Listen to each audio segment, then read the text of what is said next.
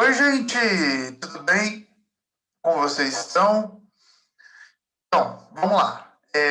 Essa videoaula, então, nós vamos começar a última matéria do ano, a última matéria do ensino médio, a última matéria da vida acadêmica, de vocês no ensino básico, que é equações algébricas, que encerra aí o ciclo de matemática, tá?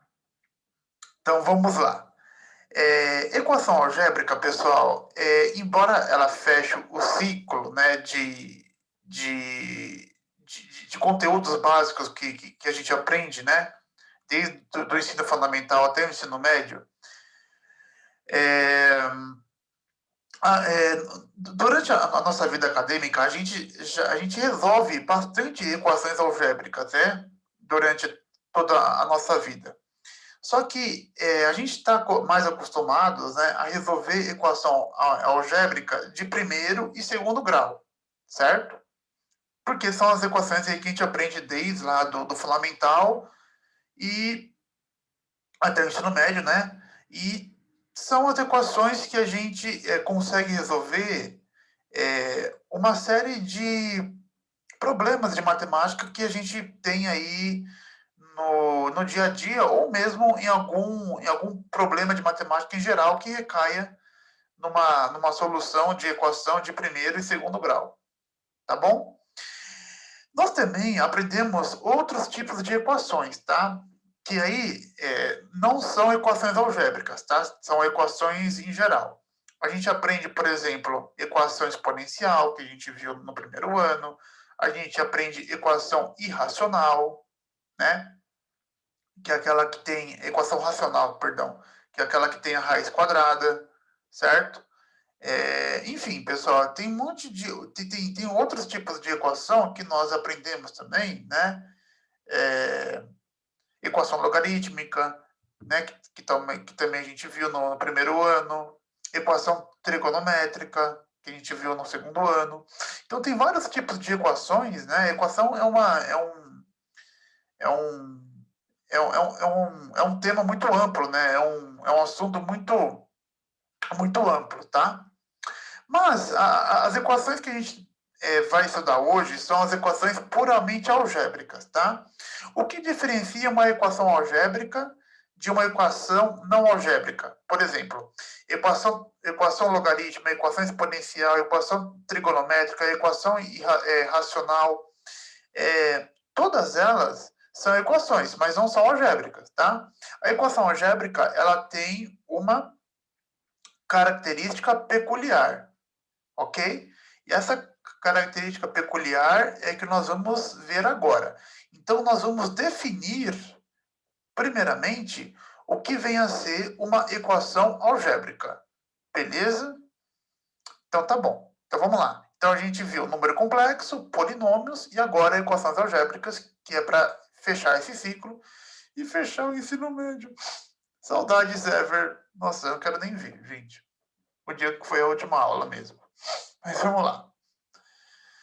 Vamos definir, então, o que é uma equação algébrica. Bom, seja um polinômio p de x naquele formato clássico. A n, xn, a n-1, xn-1, etc., até a2x quadrado, a1x1, mais a zero. Onde todos os coeficientes são reais, né? E o primeiro coeficiente aqui, a n, é não nulo, e o expoente n é um número natural ou zero. Né? Ou seja, aqui você tem um polinômio, certo? Chama-se de equação algébrica a toda equação do tipo p de x igual a zero. Então, chama-se de equação algébrica toda equação do tipo p de x igual a zero. Isto é, quando você iguala o polinômio a zero, você tem esta equação. A nxn mais a n-1 xn-1, a n-2 xn-2, etc., mais a 2x2 mais a 1x1 mais a zero igual a zero. Ok? Então, pessoal, o que é uma equação algébrica é simplesmente você pegar um polinômio e igualar a zero. Quando você pega um polinômio igual a zero, você está numa equação algébrica. Beleza? Então, basicamente, a diferença de polinômio para equação algébrica é a seguinte. Quando você escreve isso aqui, p de x igual a tanto, você está num polinômio. Quando você pega este polinômio igual a zero, você está numa equação algébrica. Ok? Então, em vermelho aqui eu tenho uma equação algébrica e aqui em laranja eu tenho um polinômio, tá? Pegou o polinômio igual a zero, você está numa equação algébrica, tá? Daí, pessoal, tá o motivo, né, da equação exponencial, logarítmica, equação trigonométrica, enfim, não serem equações algébricas, né? Porque uma equação que envolve seno, cosseno, raiz, logaritmo, exponencial, não é um polinômio, tá? Então, para ser uma equação algébrica, essa equação ela tem que ser gerada, digamos assim, de um polinômio. Beleza? Então, isso aqui é uma equação algébrica. Muito bem. Nós estamos acostumados, pessoal, antes disso, deixa eu falar três coisas aqui. Resolver uma equação algébrica, no fundo, é achar as raízes de um polinômio, certo? Por quê? Porque lembra que um valor alfa é a raiz de um polinômio se e somente se p de alfa é igual a zero. Então, quando você iguala o polinômio igual a zero, no fundo você quer descobrir quais são as raízes desse polinômio, ok? Que é a resolução da equação. Essas raízes, em geral, são números complexos. Isso é importante, hein, pessoal? As raízes, em geral, são números complexos. Nós somos obrigados a considerar o universo, o conjunto dos números complexos. Tudo bem? Inclusive, durante as aulas, né, eu vou comentar isso e também nessa videoaula gravada. Por exemplo, resolvi uma equação do segundo grau e o delta deu negativo. Para continuar a conta, tá? Uma vez que a gente já sabe extrair raiz quadrada de números negativos, porque nós já aprendemos números complexos, tá? E não tem como eu falar de equação de terceiro e quarto grau e etc., se a gente não expandir o nosso universo para os números complexos, tá? Os números reais são lindos, maravilhosos, fofos, brilhantes, só que eles não são suficientes para cobrir todas as soluções de uma equação algébrica, tá? Então, eu preciso expandir a minha resolução para os números complexos. Inclusive, uma coisa que eu quero comentar aqui já, quando nós estamos trabalhando com polinômios e equações algébricas, sempre vai ficar subentendido, sempre ou na maioria das vezes, que o nosso conjunto universo tratado é os números complexos, ok? Se o enunciado tratar, não, eu só quero raízes reais, então ele vai dizer, então considere o polinômio e ache, por exemplo, apenas as raízes reais, ou resolva a equação tananã, tananã, tananã, e eu estou interessado somente nas raízes reais. Tudo bem, mas aí é um caso particular, tá? Então, em geral, essas raízes serão números complexos. E as equações mais comuns que estudamos no ensino básico são as equações de primeiro e segundo grau, certo? Equaçõezinhas aqui de primeiro e segundo grau, que eu vou dar aqui uma geral. Bom, então vamos lá. As equações mais simples, pessoal, são as equações de primeiro grau. Então, o que é uma equação do primeiro grau, tendo como base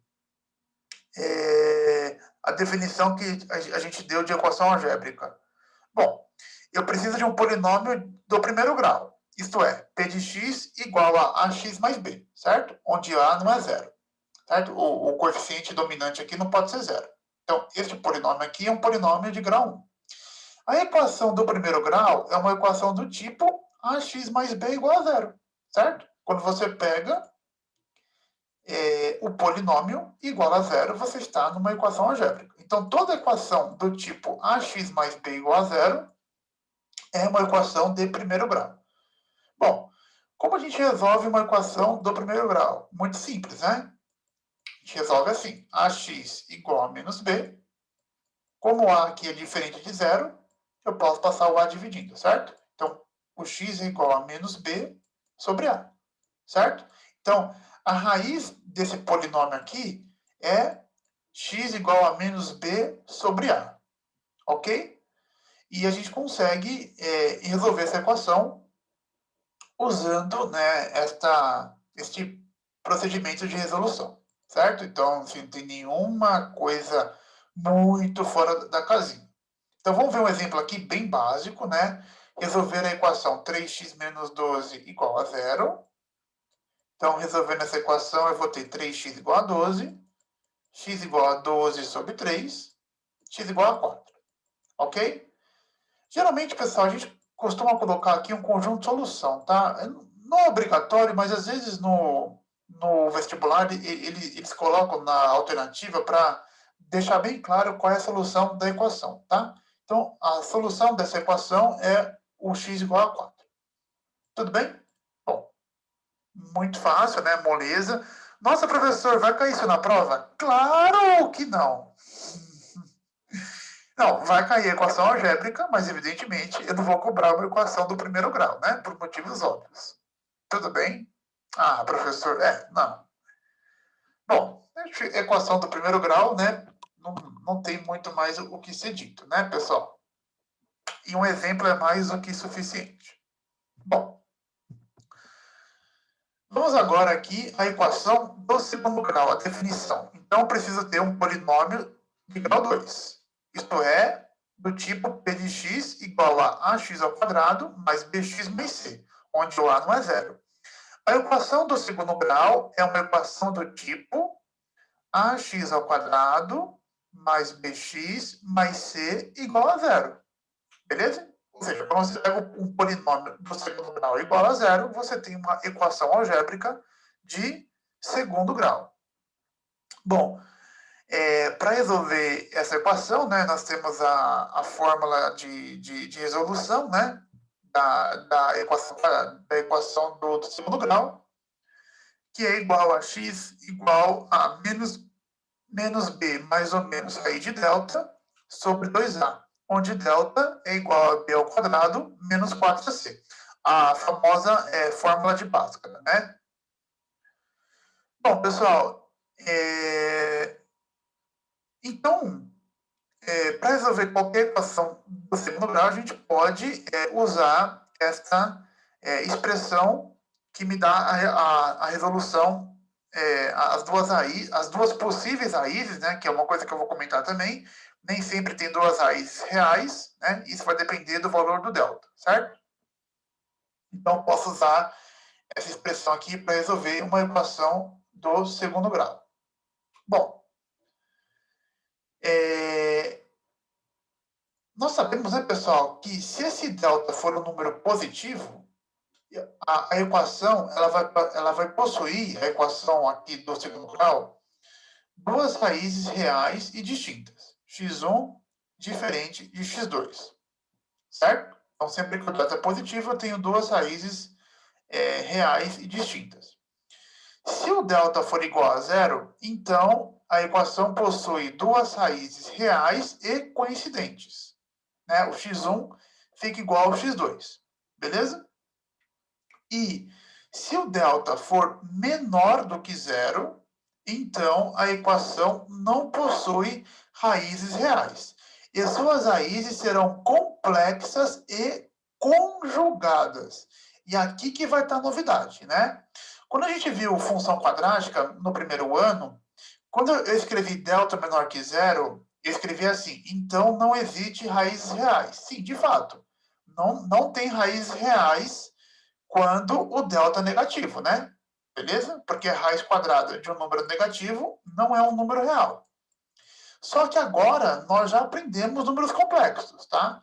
Então, nós vamos continuar essa equação considerando que as raízes elas podem ser complexas. Lembrando, né, o que eu falei agora há pouco, que o nosso universo não é mais os reais, e sim os complexos.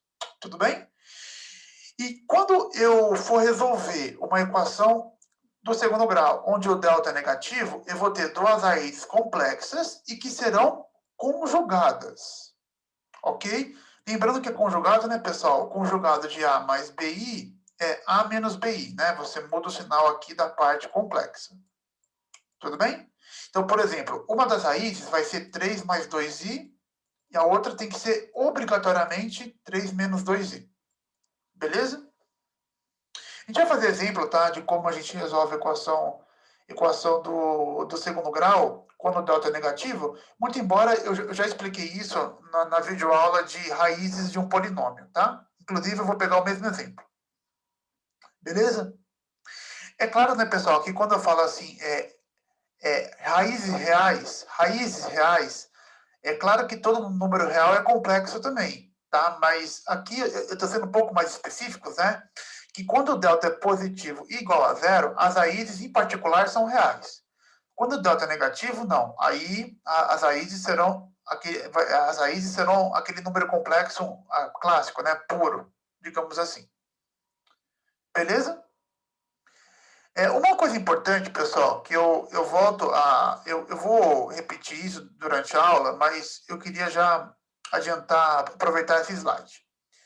Uma equação do segundo grau, ela tem no máximo duas raízes, tá? Uma equação de primeiro grau tem no máximo uma raiz real. Aqui real, né? Tô falando. Uma equação do terceiro grau tem no máximo três raízes reais. Uma equação do quarto grau tem no máximo quatro raízes reais. Por quê? Eu não posso afirmar, pessoal, que uma equação do segundo grau tem duas raízes. Não. Ela pode ser que ela tenha uma só, né? Quando o delta é igual a zero, raízes reais. Agora eu estou sendo um pouco mais específico de raízes reais, tá? Se o delta for igual a zero, as raízes elas se coincidem. Então, no fundo, só tem uma raiz só. Então, por exemplo, a equação x ao quadrado menos 2x mais 1, se você for resolver essa equação, você vai ter uma raiz apenas, que é a raiz x igual a 1. Beleza? Inclusive, ela não pode ter raízes reais. Por exemplo, a equação x ao quadrado mais 4 igual a zero não tem raízes reais. Então, uma equação do segundo grau, ela pode ter nenhuma raiz real, uma raiz real ou duas raízes reais. Por isso que o correto é a gente falar o seguinte: uma equação de segundo grau tem no máximo duas raízes reais. Aí quando eu digo no máximo duas, eu estou dizendo pode ser pode ser duas, pode ser uma ou pode ser nenhuma. Uma equação do sétimo grau tem no máximo sete raízes reais. Quer dizer que ela vai ter sete raízes reais? Não. Ela pode ter sete, pode ter seis, pode ter cinco, pode ter quatro, pode ter três, pode ter dois, pode ter uma. Nenhuma não tem como, porque a gente vai ver um teorema que todo polinômio de grau ímpar tem pelo menos uma raiz real. Tá? Mas enfim, vocês entenderam o que eu quis dizer, né? Então, eu não posso afirmar que um polinômio de grau n ou uma equação algébrica de grau n tem n raízes reais. Não. O correto a falar é uma equação do segundo grau, uma equação de grau n, perdão, tem no máximo n raízes reais.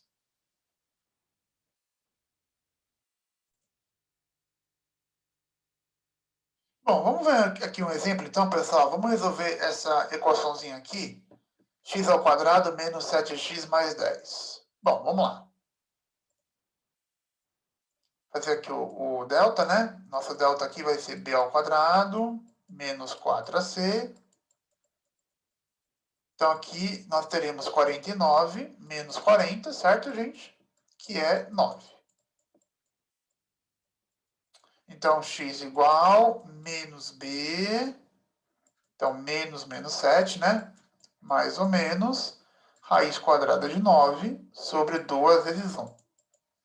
Então, isso dará 7 positivo, mais ou menos 3 sobre 2. A primeira raiz vai ser 7 mais 3, 10, sobre 2, 5. E a segunda raiz será 7 menos 3, 4, sobre 2, 2. Portanto, as raízes desse polinômio ou dessa equação do segundo grau são 2 e 5, certo? Então, a solução aqui é 2 para o x e 5 para o y, certo? Então, essa conta aqui está feita, né, pessoal? Não preciso ficar detalhando muito, assim, como resolve uma equação do segundo grau, porque vocês já estão aí mais do que careca de saber como resolve uma equação do segundo grau, certo? Então, aqui eu tenho duas soluções, aqui 2 e 5.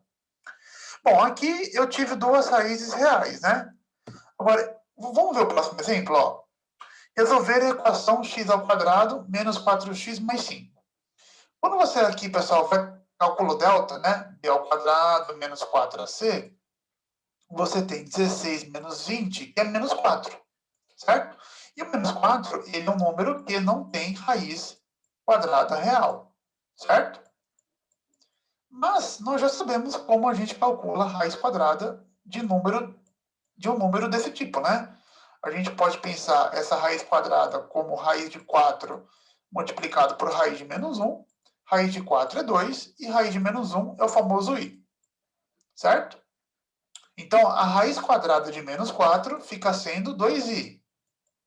A gente pode aproveitar esse raciocínio para as demais raízes, né? Por exemplo, raiz quadrada de menos 25 seria 5i. Raiz quadrada de menos 49, 7i. De menos 64, 8i. De 100, de menos 100, 10i. E assim por diante. Tudo bem? Então, a gente aqui consegue continuar a conta, certo? Então, aqui eu vou ter x igual menos b. Então, aqui eu já vou mudar o sinal direto, tá? Então, menos b vai dar mais 4, mais ou menos raiz quadrada de menos 4, que é 2i, dividido por 2. Beleza? Bom, e aqui em cima, pessoal, a gente consegue colocar o 4, o 2 em evidência, né? 4 mais ou menos 2i, eu consigo escrever deste modo, né? 2 vezes, abre parênteses, 2 mais ou menos i, certo? Sobre 2. Por que eu faço isso? Para a gente poder simplificar aqui o 2 com 2. Tudo bem? Coisa importante, hein? Não pode fazer isso aqui, tá? Certo? Ou isso daqui, né? Tanto faz. Eu não posso simplificar só o 4 com 2 ou só o 2 com 2. Isso aqui está errado, tá? Correto você colocar aqui em evidência, porque você gera um produto e você então consegue simplificar. Tudo bem? Porque assim, A mais B dividido por A, eu não posso separar, não posso fazer nada aqui, né? Porque aqui aqui eu tenho uma soma, não tenho um produto. Agora, se eu tenho A vezes B sobre A, como aqui eu tenho um produto, né? A vezes B vai dar um número. Quando eu divido por A, eu volto para o número B, evidentemente. Então, aqui eu posso simplificar sem nenhum problema. Tudo bem? Então, só para fazer esse parênteses. Então, portanto, nós temos aqui, pessoal, duas respostas, né? 2 mais i, que é o, sei lá, o x1, né? E o x2 igual a 2 menos i. Lembra que eu falei agora há pouco, pessoal, que quando o delta é negativo, eu teria duas raízes complexas e que essas raízes complexas seriam conjugadas. E de fato são, né? 2 mais i e 2 menos i são dois números complexos onde um é o conjugado do outro. O conjugado de 2 mais i é 2 menos i e o conjugado de 2 menos i é 2 mais i. Isso sempre vai acontecer, professor? Sim, sempre. Tá bom? Sempre. Nós vamos ver também um teorema um pouco mais à frente que diz que se um número complexo é raiz de uma equação ou de um polinômio, o seu conjugado também é. Beleza? Então, por exemplo, se 4 mais 5i é a solução de uma equação algébrica, o 4 menos 5i também tem que ser. Ok? Então, sempre eu vou ter um número complexo e o seu conjugado. Ok? Então, aí tá feita aí. Então, a solução é 2 mais i e 2 menos i. Pessoal, deixa eu só comentar uma coisa. Na hora de colocar o conjunto de solução, tá bom? Não é obrigatório, mas a gente sempre coloca na ordem crescente, né? Do menor número para o maior número, por uma questão assim de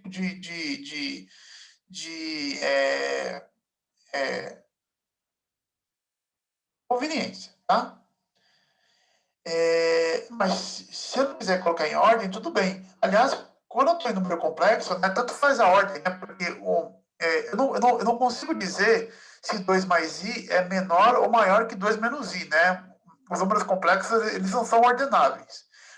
Você até pode criar um critério para você ordenar dois números complexos, mas esse critério não vai te ajudar muito porque as propriedades que a gente tem de matemática de ordenação para eles não vai servir, tá bom? Então, assim, que número complexo é maior, 2 mais i ou 2 menos i, não faz diferença nenhuma, tá? Porque a gente não consegue comparar esses dois números complexos, tá bom? Não consigo dizer, digamos assim, de uma maneira matemática clara que tenha uma solidificação em propriedades para dizer quando que um número complexo é maior do que o outro. Beleza? Bom, agora tá fácil, professor. Eu já sei resolver a equação de segundo grau e de primeiro grau. O que vocês não sabem resolver ainda é a equação de terceiro grau e quarto grau. Certo? Então, vamos ler aqui. O que seria uma equação do terceiro grau? É quando você tem um polinômio de terceiro grau, isto é, p de x igual a ax ao cubo mais bx ao quadrado mais cx mais d, onde o a não é zero. E a equação do terceiro grau é uma equação desse tipo. Quando você pega o polinômio igual a zero, você vai ter a equação ax ao cubo mais bx ao quadrado mais cx mais d igual a zero. Então, essa é a definição da equação de terceiro grau. E, de modo análogo, a equação do quarto grau, você tem um polinômio de grau 4, ax à quarta mais bx ao cubo mais cx quadrado mais dx mais e, onde o a não é zero. E quando você iguala essa equação, esse polinômio é zero, você tem a famosa equação do quarto grau. Ax à quarta mais bx ao cubo mais cx ao quadrado mais dx mais e igual a zero. Muito bem. Essas duas equações maravilhosas são equações de terceiro e quarto grau, cujo a história da matemática conta, né, que durante muito tempo ela foi estudada até chegar em um consenso da sua resolução, né? Porque no fundo eu não consigo resolver expandir a solução de uma equação algébrica de terceiro e quarto grau, por exemplo, se eu não usar número complexo, tá? E vai cair no que eu falei anteriormente. E quando eu falei de número complexo para vocês, eu contei a historinha, né, de como surgiu o número complexo, de como a história dele foi bastante polêmica no começo, né? Que só depois mesmo, no século 17, 18, assim, que os números complexos eles foram mais solidificados, digamos assim, né? Muito bem.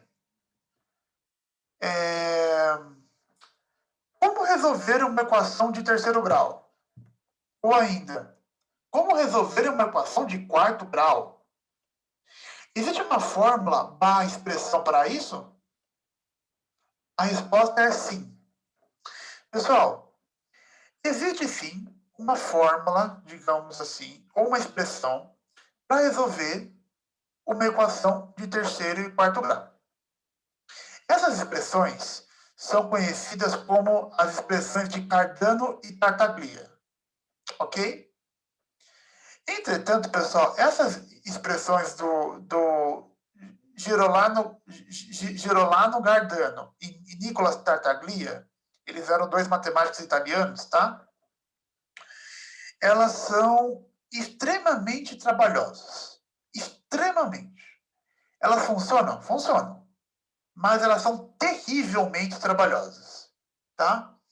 Tanto que se agora perguntar para mim, resolve uma equação de terceiro e quarto grau usando as fórmulas de Cardano e Tartaglia, eu, sendo bem sincero para vocês, eu não saberia fazer.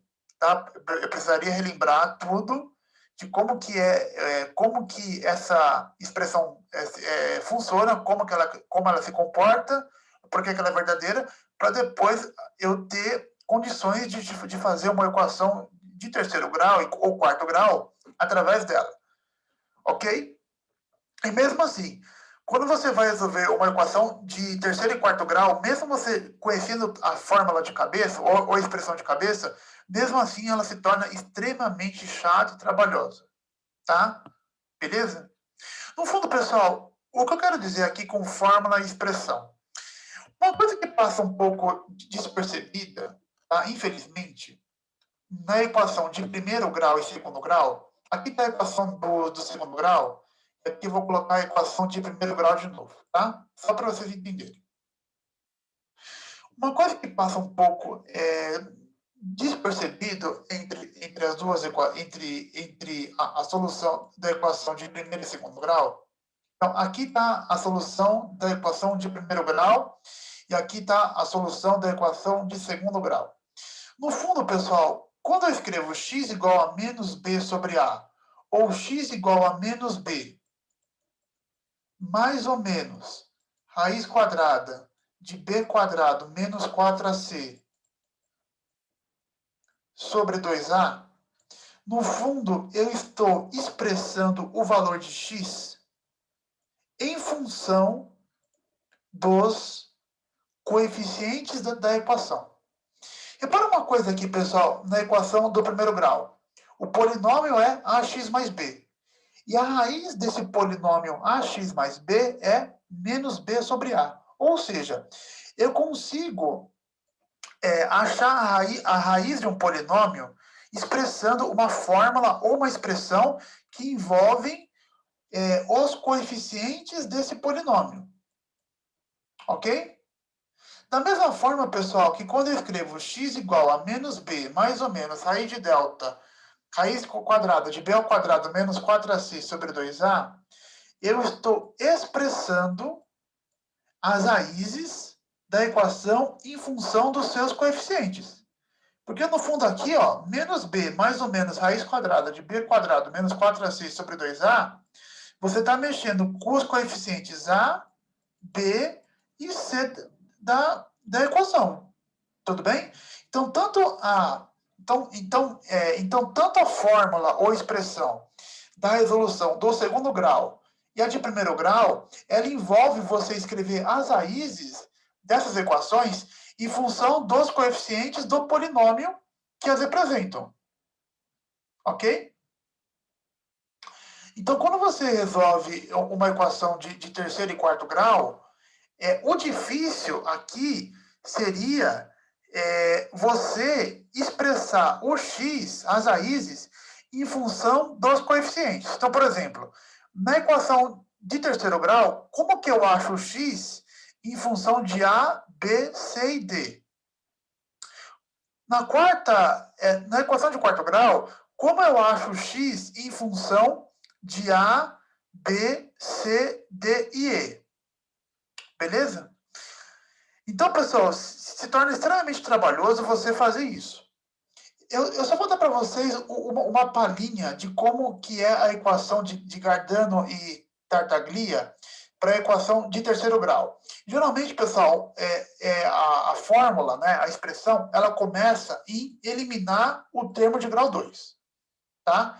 Então, a gente transforma numa equação equivalente, que tem a mesma solução, beleza? Mas só que sem o termo x ao quadrado. Aí a equação ela fica do tipo ax ao cubo mais 6x mais d. Aí, dessa equação aqui, você tem outros... aí, dessa equação, você tem, a partir desse ponto, a continuidade do procedimento. Beleza? Tranquilo? Mas é só para vocês aqui entenderem, tá? Que a equação do terceiro grau, quando você vai resolver de forma geral, você começa eliminando o termo de grau 2, tá? E o motivo aqui que começa isso eu não lembro, tá? Eu lembro que você tem que começar eliminando o termo de grau 2 e depois dar uma trabalheira para caramba de fazer a resolução dessas equações. tá? Bom, professor, se é extremamente trabalhosa, você não vai passar para a gente, né? Não, pessoal. A gente não aprende essas fórmulas no ensino médio, até porque não é para aprender mesmo, né, pessoal? É porque hoje em dia você coloca no software aí e ele te dá as resoluções de uma equação de terceiro grau e quarto grau em segundos. Então, hoje em dia não faz mais tempo a gente perder tempo com essa expressão aí é, de Cardano e Tartaglia para resolver a equação de terceiro e quarto grau. Tá? Professor, e a equação de quinto grau em diante? E calma, equação de quinto grau em diante, nós vamos ver que ela foi resolvida por por uma teoria chamada teoria de Galois, tá bom? Que eu vou explicar para vocês o que é basicamente a teoria o que a teoria de Galois quis dizer. Basicamente, ele disse que é impossível você resolver uma equação de quinto grau para cima, tá? E você expressar a solução dela em função dos seus coeficientes. Então, por exemplo, você não tem uma fórmula para resolver a equação de quinto grau em diante, tá? Não tem como. Agora, o fato de você não ter uma fórmula para resolver uma equação de quinto grau em diante, não quer dizer que ela não seja, não quer dizer que você não consegue resolver. O fato de você não ter uma fórmula não quer dizer que você não consegue resolver. Por exemplo, tem como você resolver uma equação do segundo grau sem usar a fórmula de Bhaskara. Aliás, a fórmula de Bhaskara nada mais é que uma aplicação, né, da fórmula canônica do trinômio, né, que foi uma coisa que eu expliquei para vocês no primeiro ano. Então, aquela fórmula de Bhaskara que eu já demonstrei para vocês no primeiro ano,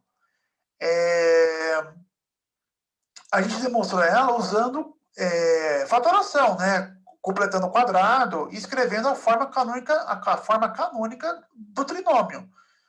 Então, assim, não é que a fórmula, a expressão veio do nada. Não, ela tem um motivo, né? E vocês sabem que eu sou um professor que odeio decorar fórmula, tá? E, evidentemente, que eu não ia decorar uma fórmula tão gigante como essas aí, tão trabalhosas como a de terceiro e quarto grau, tá? Se alguém quiser aprender um dia, tem que fazer faculdade de matemática, como eu, ou um mestrado, né? Alguma coisa na área de matemática para poder ter contato com essas expressões, tá?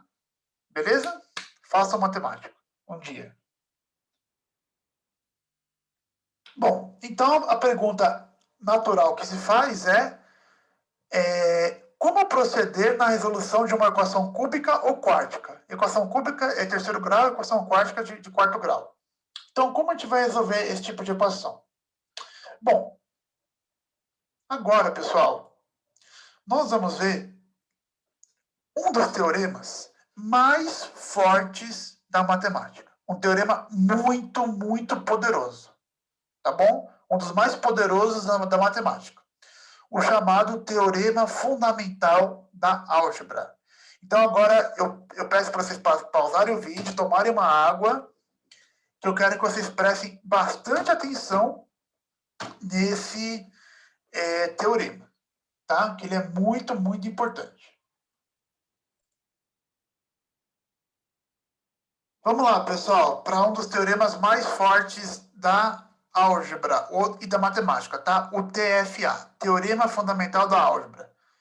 Todo polinômio de grau n, com n maior ou igual a 1, com coeficientes reais ou complexo, admite pelo menos uma raiz complexa. Vou repetir. Todo polinômio de grau n, este grau tem que ser pelo menos 1, então esse teorema não vale para polinômios de grau 0, com coeficientes reais, que é o que nós estamos estudando, ou complexo também vale, os coeficientes também podem ser complexos, ele admite uma raiz complexa, pelo menos uma raiz complexa, ok? Então, todo polinômio admite pelo menos uma raiz complexa, todo, sem exceção. Pega um polinômio do 20º grau, ele tem pelo menos uma raiz complexa.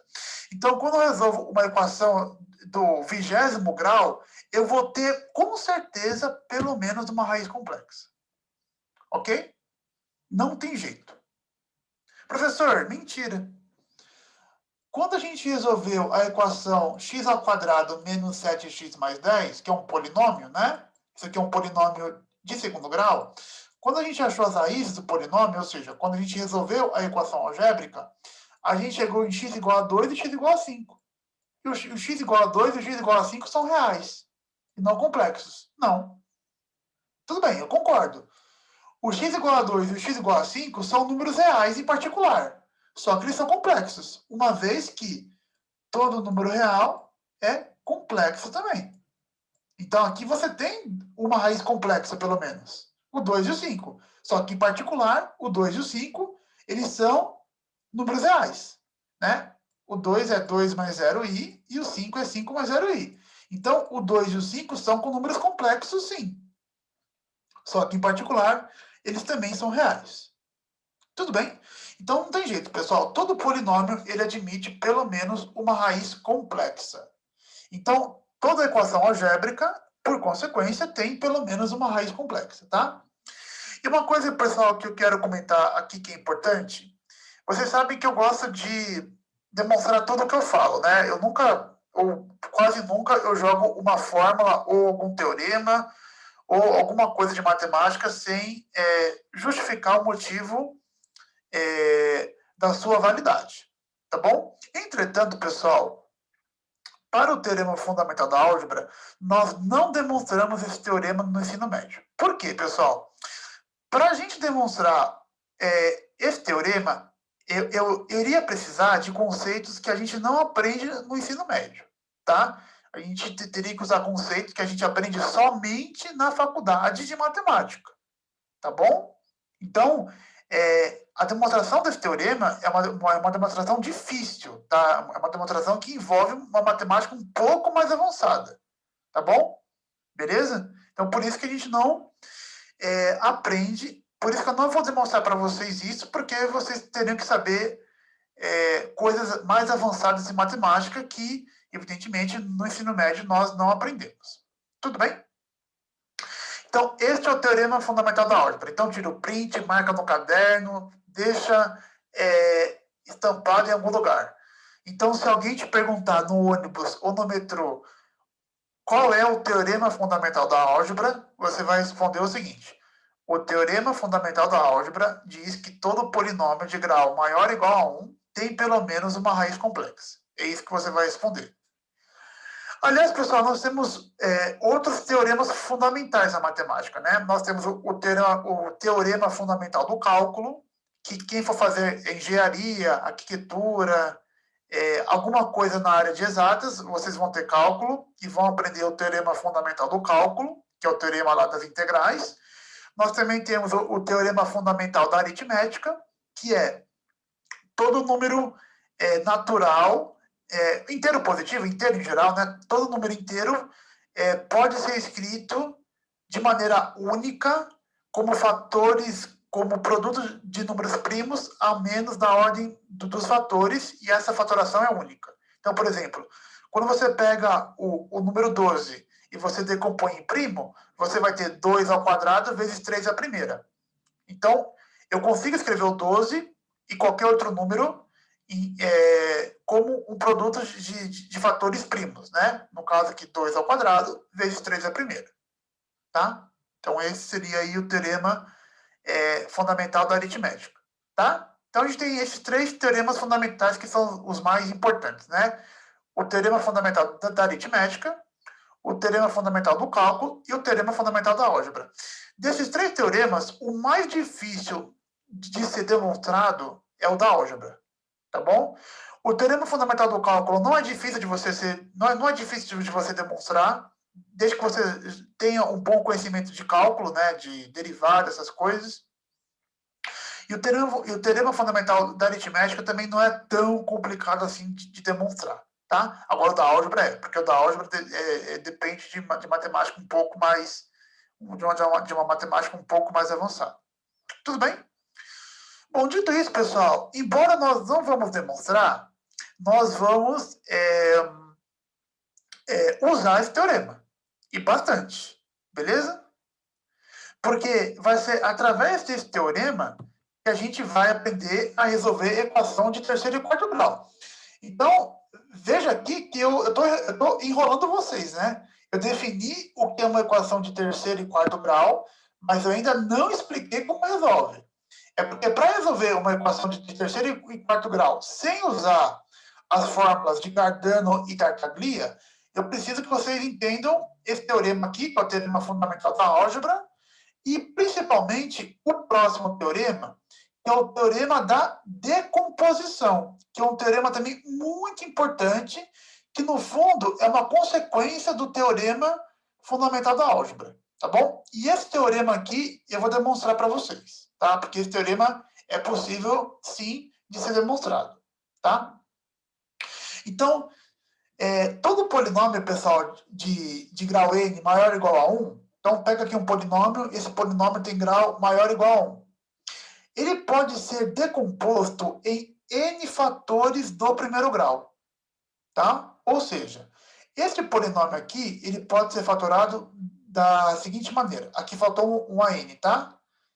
A gente consegue escrever este polinômio colocando o coeficiente dominante em evidência e fazendo uma série de produtos onde todas essas parcelas serão polinômios de primeiro grau, tá? Então, ou seja, a gente consegue decompor esse polinômio em n fatores do primeiro grau. Então, como que fica? P de x igual a n vezes, respira, x menos alfa 1, respira, vezes x menos alfa 2, respira, vezes x menos alfa 3, etc, etc, etc, até x menos alfa n menos 1, vezes x menos alfa n. Onde alfa 1, alfa n, alfa 1, alfa 2, alfa 3 e alfa n são as raízes de p de x. Tal fatoração é única, a menos da ordem dos fatores. Bom, no fundo, pessoal, o que eu estou dizendo? Eu consigo pegar um polinômio de grau n e fatorar ele em vários polinômios de primeiro grau. Isso aqui é um polinômio de primeiro grau, isso aqui é um polinômio de primeiro grau, polinômio de primeiro grau, polinômio de primeiro grau, polinômio de primeiro grau. Como aqui eu tenho um polinômio de grau n, então eu consigo separar em n polinômios do primeiro grau. Certo? Quer ver uma coisa? Sabe aquele polinômio x ao quadrado menos 7x mais 10? Eu vou usar ele como exemplo aqui, tá? E lembra que a gente usou bastante o divisor x menos alfa? Aqui é a mesma história. Só que aqui eu vou ter n raízes. Essas n raízes eu estou chamando de alfa 1, alfa 2, alfa 3, alfa n menos 1 e alfa n. Então, todos esses alfa j, eles são as raízes do polinômio p de x. Tá? Quando a gente resolveu essa equação do segundo grau, a gente chegou em x igual a 2 e x igual a 5, certo? Então, aqui, esse cara seria o nosso alfa 1, este cara aqui seria o nosso alfa 2. Então, este polinômio aqui, ele pode ser decomposto da seguinte maneira. Você vai pegar o primeiro coeficiente, que é o termo dominante, certo? Que seria este cara aqui, tá? O AN, e vai multiplicar por x menos alfa 1, ou seja, x menos 2, vezes x menos alfa 2, vezes x menos 5. Então, este polinômio aqui, x ao quadrado menos 7x mais 10, é igual a uma vez, aliás, esse 1 nem precisaria aparecer, né? Então, x ao quadrado menos 7x mais 10 é igual a x menos 2 vezes x menos 5. Ou seja, eu decompus um polinômio do segundo grau em dois polinômios do primeiro grau. Tá? No fundo, pessoal, o que o teorema da decomposição faz é reduzir o polinômio em várias parcelas de primeiro grau. Tá bom? Isso pode ser muito útil, né?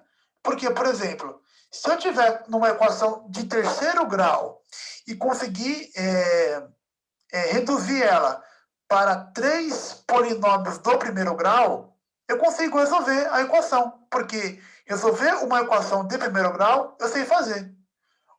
Você também pode reduzir uma equação do segundo, uma equação do terceiro grau para uma equação do segundo e uma equação do primeiro, né? Ou seja, um polinômio de terceiro grau, você decompõe ele como um polinômio de grau 2 multiplicado por um polinômio de grau 1. Ou por 3 polinômios de grau 1, tanto faz. Mas a ideia, pessoal, é sempre a gente reduzir o polinômio que nós temos até a gente chegar em polinômios do segundo grau ou do primeiro grau, porque são polinômios cujo achar as raízes são mais fáceis, né? Porque nós já sabemos como resolver equações de primeiro e segundo grau. Tudo bem? Bom, mas por que esse teorema é verdade, né? Por que eu consigo decompor o polinômio dessa maneira? Vamos ver a demonstração? Vamos lá. Bom, pelo teorema fundamental da álgebra, o polinômio p de x tem pelo menos uma raiz complexa. Concorda? Certo? O teorema fundamental da álgebra garante que este polinômio aqui tem pelo menos uma raiz complexa. Vamos chamar essa raiz de α1. Bom, se α1 é raiz de p de x, então, pelo teorema de D'Alembert, p de x é divisível por x menos α1, certo? Se ele é divisível por x menos α1, então o resto da divisão é zero. E aqui vai dar um quociente que eu vou chamar de Q1x. Tudo bem? Então, você concorda que o P de x ele é o divisor multiplicado pelo quociente mais o resto. Só que o resto é zero. Portanto, a gente consegue escrever o P de x como x menos α1 vezes um polinômio Q1 de x, tá bom?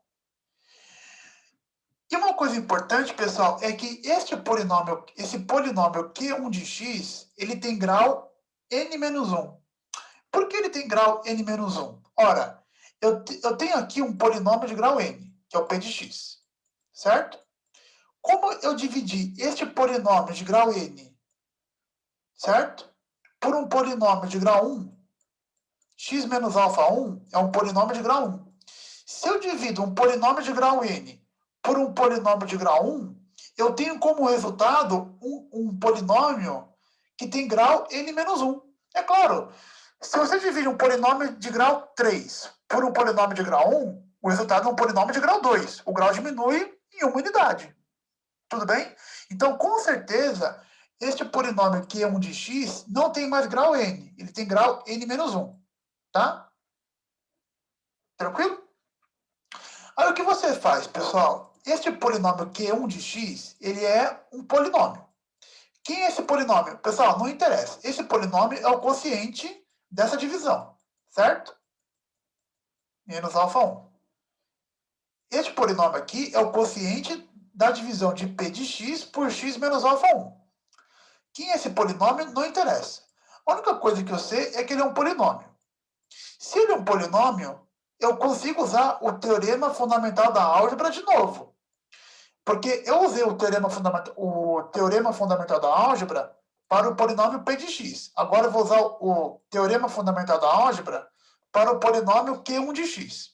Então, esse polinômio Q1 de x, ele admite uma raiz complexa α2. Se ele admite uma raiz complexa α2, então a gente consegue escrever este polinômio como x menos α2 vezes um outro quociente, que eu vou chamar de Q2 de x. Certo? A ideia é a mesma.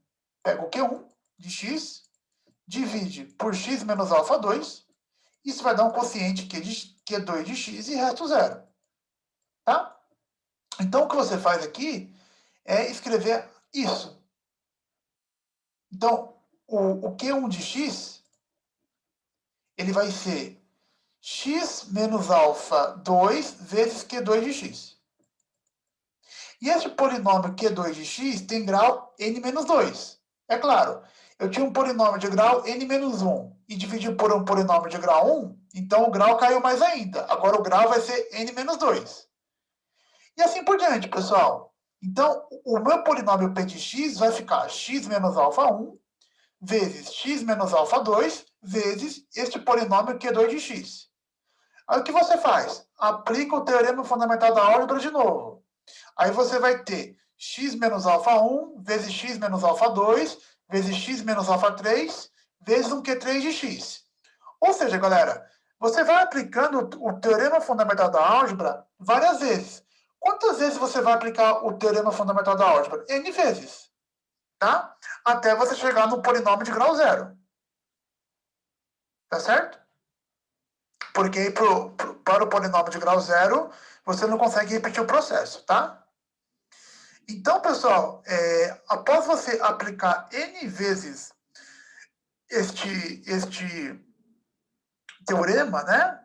Você consegue escrever o polinômio dessa maneira, onde o polinômio vai ser a n, né, que é o termo dominante, vezes x menos alfa 1, vezes x menos alfa 2, vezes x menos alfa 3, etc., até x menos alfa n menos 1, vezes x menos alfa n, certo? Então, aqui eu fiz esse processo n vezes, começando no alfa 1 e terminando no alfa n. Certo? Professor, este alfa 1, alfa 2, alfa 3, alfa n, eles são distintos? Não. Esses alfa 1, alfa 2, alfa 3, eles podem ser iguais. Ou, inclusive, pode ser todos iguais, não tem nenhum problema. Eu posso ter um polinômio de grau 100 que só admite uma raiz real. Não tem nenhum problema. Tá? Eu posso ter aqui x menos 1 vezes x menos 1, por exemplo, vezes x menos 1, 100 vezes. Não importa. Tá bom? Eles podem ser todos distintos, ou alguns deles podem ser iguais, ou todos serem iguais, por exemplo. Tá bom? Então, esses alfa 1, alfa 2, que são as raízes do polinômio, elas podem se coincidir sem nenhum problema. Tá? Bom, como consequência, pessoal, Nossa, eu escrevi consequência. Palmas para mim. Como consequência do teorema da decomposição, temos o seguinte colorário. Todo polinômio p de x de grau n admite no máximo n raízes complexas. Que foi o que eu falei agora há pouco, né, pessoal? Agora há pouco não, no começo da aula, né? Todo polinômio de grau n, ele vai ter no máximo n raízes complexas, tá? Então, o polinômio de grau 7 tem no máximo 7 raízes. Não tem 8, não tem 9, não tem 10, não. Tem no máximo 7. Quer dizer que vai ter 7? Não. Quando eu falo no máximo 7, podem ser 7, 6, 5, 4, 3, 2, 1 e só, né? Zero é impossível, porque senão contraria o teorema fundamental da álgebra, onde eu tenho pelo menos uma raiz complexa. Ok? Bom, vamos ver um exemplo, pessoal, de como que a gente pode faturar isso? Vamos ver um exemplo de como a gente pode usar esse teorema aqui, que é o teorema da decomposição? Vamos lá, então.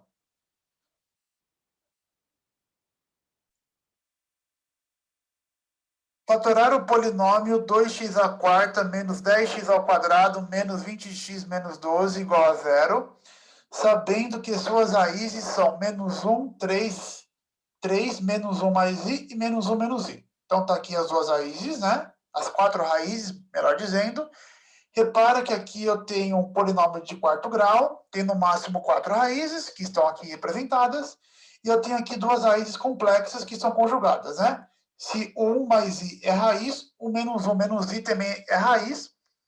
Eu vou explicar isso para vocês um pouco mais para frente, esse teorema, esse fato, mas eu já adiantei para vocês este acontecimento, certo? Bom, como que a gente vai fatorar este polinômio? Bom, pelo teorema da decomposição, este polinômio pode ser decomposto do seguinte modo. Pega o termo dominante, que é 2, e você consegue multiplicar isso aqui por x menos alfa 1, vezes x menos alfa 2, vezes x menos alfa 3, vezes x menos alfa 4. certo?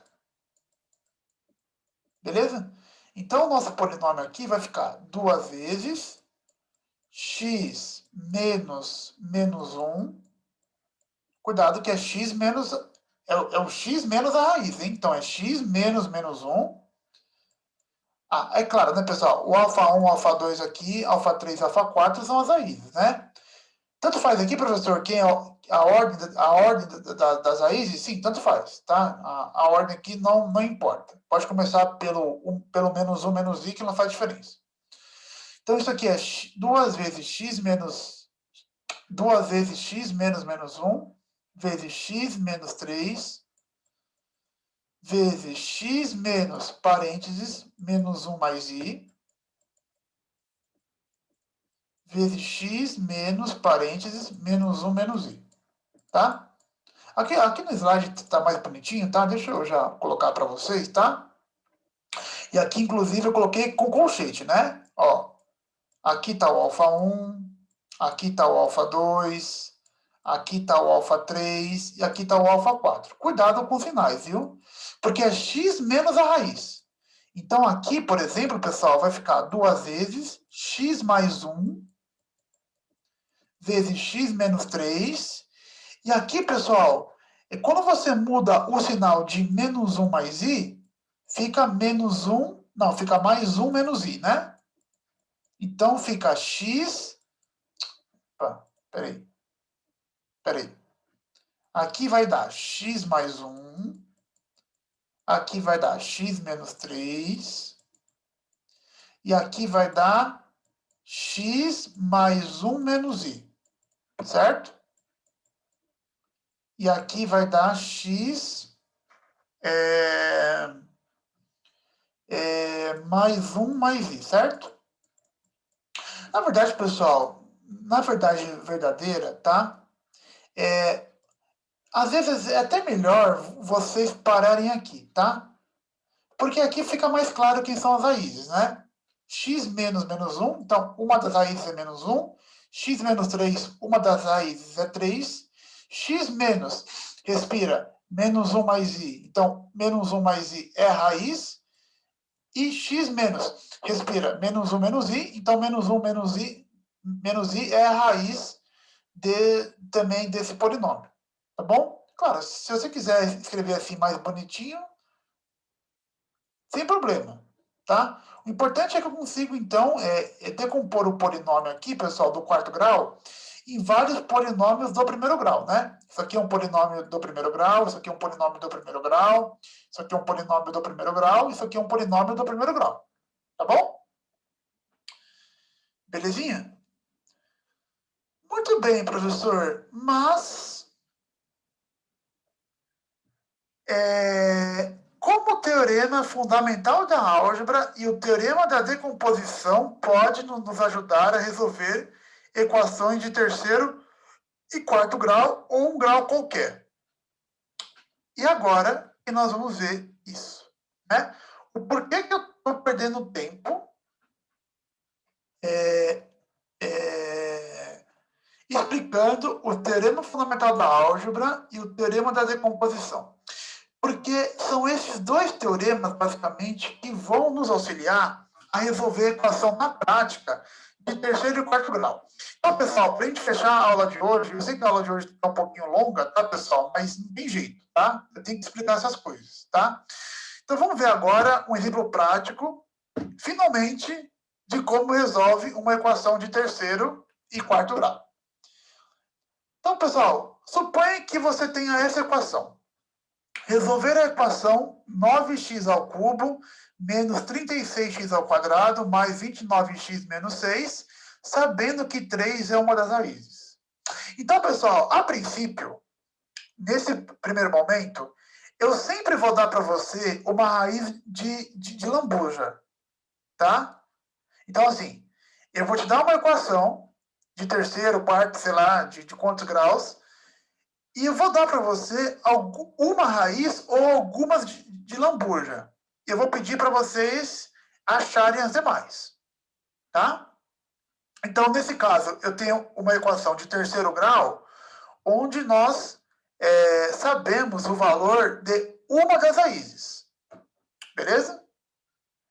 E eu quero descobrir as outras possíveis duas, né? Já que eu estou numa equação de terceiro grau, então tem no máximo 3 raízes. Então, uma das raízes é 3 e nós temos que descobrir as outras duas. Bom, como que a gente vai resolver este problema? Primeira coisa, pessoal, se 3 é uma das raízes, então este polinômio que está aqui,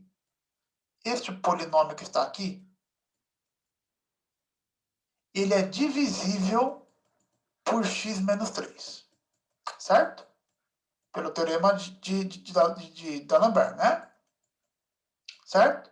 Então, este polinômio aqui, se você dividir este polinômio por x menos 3, o resto da divisão com certeza vai ser zero.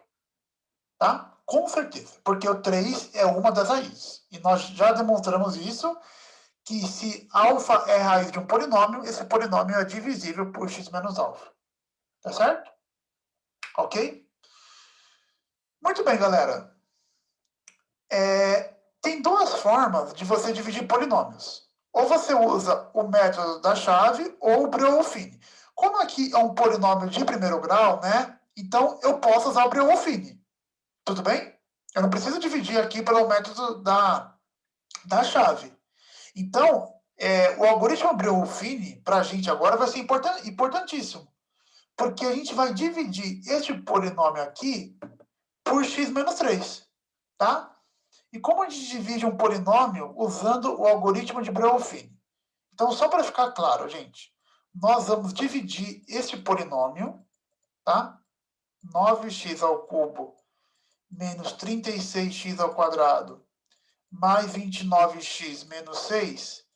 Nós vamos dividir esse polinômio pelo polinômio d de x igual a x menos 3. Tá? Bom, algoritmo Breuil-Fini. Certo? Aqui vem o 3, né? Uma vez aqui que o alfa vale 3, né? A nossa raiz.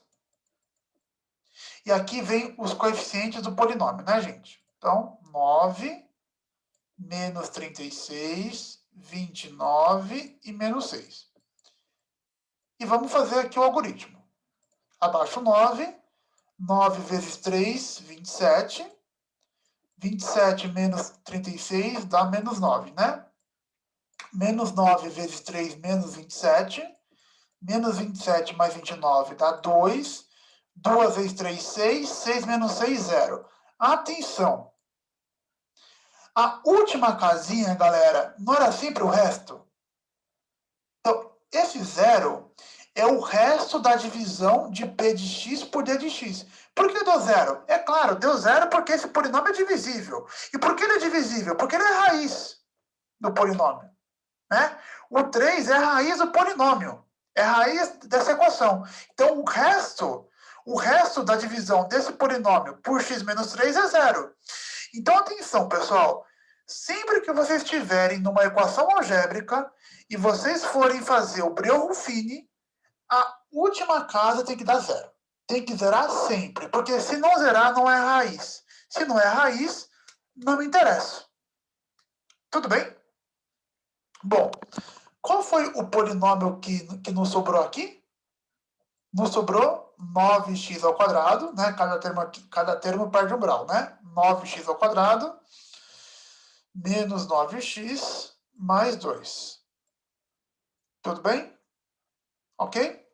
Então, pessoal, vocês concordam comigo que aqui está a conta mais bonitinha, tá, pessoal, feita?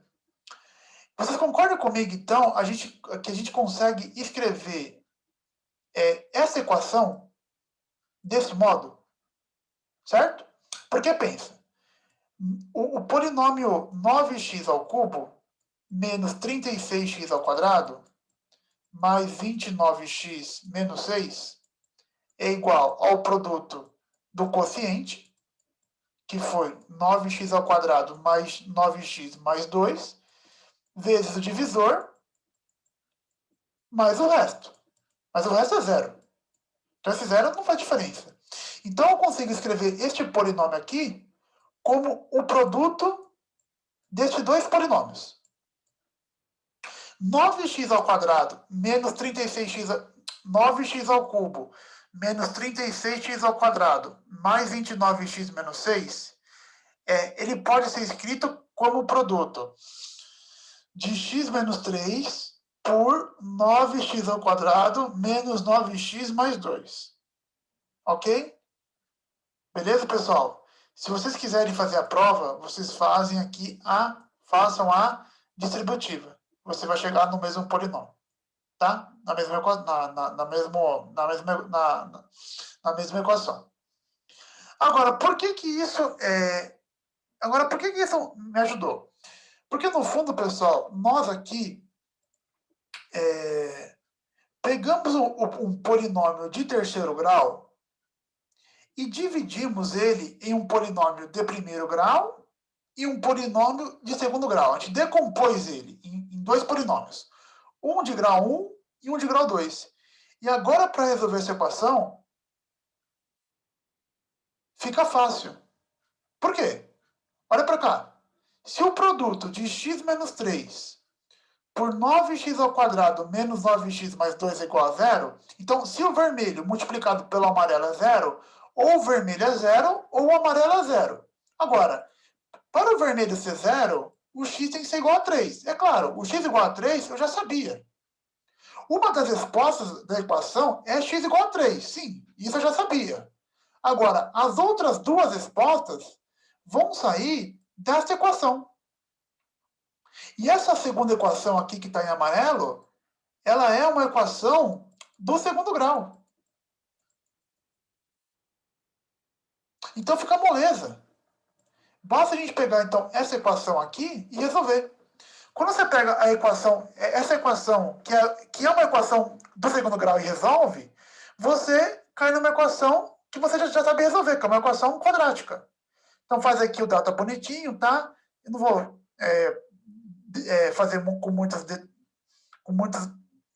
muitos detalhes aqui, porque vocês já sabem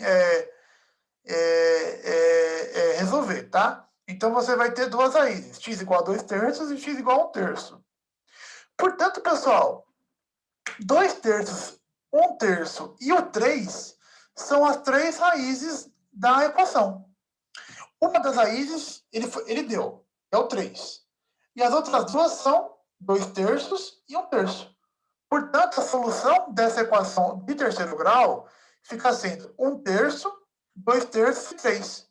Ou seja, pessoal, acabamos de resolver uma equação de terceiro grau. Qual foi a ideia? Usar o Breuil-Fini para reduzir o grau do polinômio, usar aqui o teorema da decomposição, a gente decompôs este polinômio de grau 3 em um polinômio de grau 2 e um polinômio de grau 1. Professor, eu poderia escrever três polinômios de primeiro grau? Poderia, mas você não precisa disso. Basta você ter já um polinômio de segundo grau. Porque se você tem um polinômio de segundo grau, você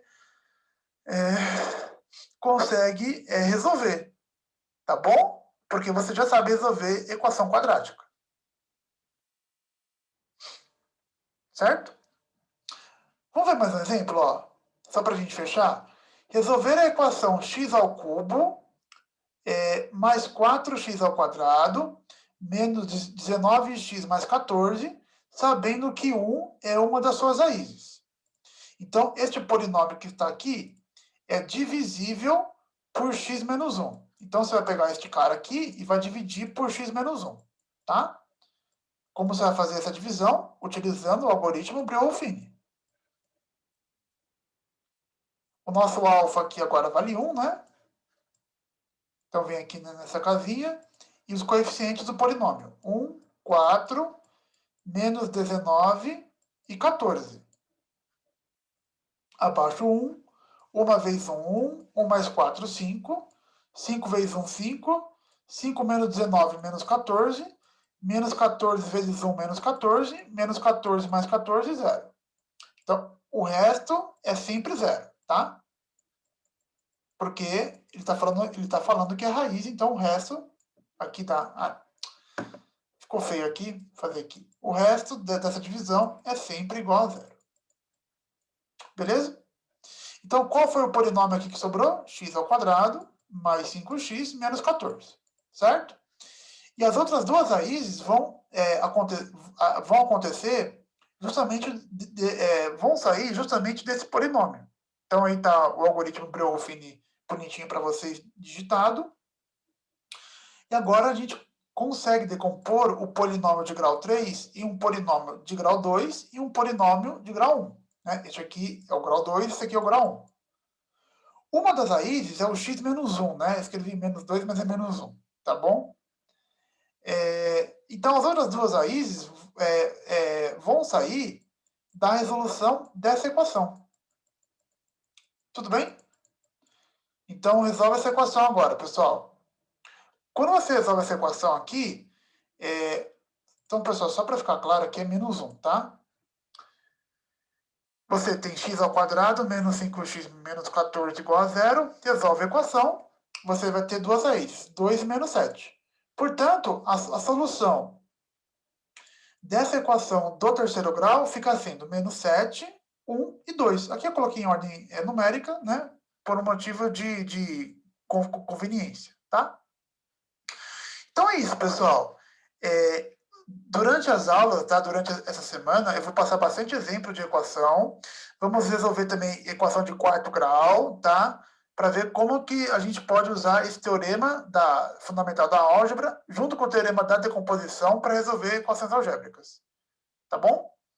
Mas a ideia é pegar uma raiz que a questão vai te dar de lambuja, ou tentar achar uma raiz, tá? Nem sempre ela vai te dar, mas por enquanto eu vou dar essa raiz para vocês e vocês usarem o Breuil-Fini para separar, no caso de uma equação de terceiro grau, numa equação de primeiro grau multiplicado por uma equação de segundo grau. Tá bom? Quando você faz isso, você reduz o seu problema a resolver uma equação de primeiro ou uma equação de segundo grau. Tá bom? Então é isso, pessoal. Vou ficando aqui por aqui. E até as lives aí durante a semana. Um abraço.